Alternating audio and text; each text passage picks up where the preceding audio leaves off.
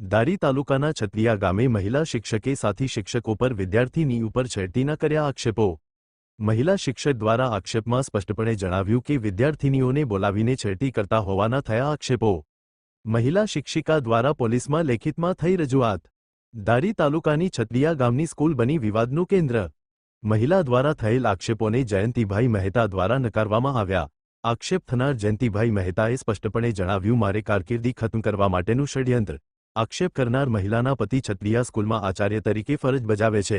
મહિલા શિક્ષિકા અને આક્ષેપ થનાર શિક્ષકો ગ્રામજનોની હાજરી વચ્ચે જાહેરમાં બોલાચાલી કરતા હોવાનો વિડીયો થયો વાયરલ। ઘટનાની જાણ થતાં દારી પોલીસ દ્વારા આગળની કાર્યવાહી હાથ ધરવામાં આવી। અહેવાલ જયેશ જેઠવા, દારી। મહેતા જયંતિલાલ હિંમતલાલ, હું છતડીયા પ્રાથમિક શાળામાં શિક્ષક છું।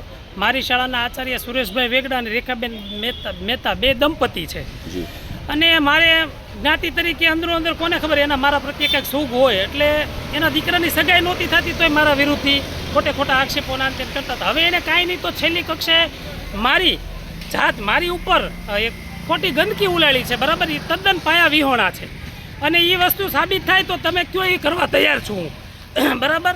પણ અમારા જે રેખાબેન મહેતા જે બોલે છે એ બાબતે હું માનહાનિનો દાવો કરવા માગું છું। અને તમે બાળકોને દાખલા તરીકે મેં એમ કહે છે કે છોકરીઓને આમ કર્યું તું ફલાણું ઢીકડું, તો એના વાલીને અને બાળકોને જઈને પૂછો તમે। એના વાલીને બાળકો કહેશે તો હું જે કહેશું એ કરવા તૈયાર છું, ગામ લોકો જે કહેશે એ કરવા તૈયાર છું। પણ આ તો અમારો મેટર છે, અંદરો અંદર અમારે વાંધા છે। એની સ્કૂલના નામે ખપાવે છે અને મારા વિરુદ્ધ હાવ ખોટો મને બદનામ કરે છે। તો હું એ બાબતે પણ ફરિયાદ કરવા માગું છું કે આજે મારી ઉપર એને ગંદકી ઉલાળી છે, મારા ચારિત્ર ઉપર ડાઘ લાગે એવું એને કર્યું છે, બરાબર। તો એ વસ્તુ એ સાબિત કરી દે, ન થાય સાબિત તો હું કહું એ પ્રમાણે આપણે પણ પોલીસ સ્ટેશન અરજી આપી છે। હા, હું પણ પોલીસ સ્ટેશને અરજીની ફરિયાદ પણ કરવા માંગુ છું, કારણ કે આજે બધાની વચ્ચે જ્યારે મારી ઉપર આવો આક્ષેપ થતો હોય તો એ વસ્તુ તો મારી જિંદગીનો સવાલ છે।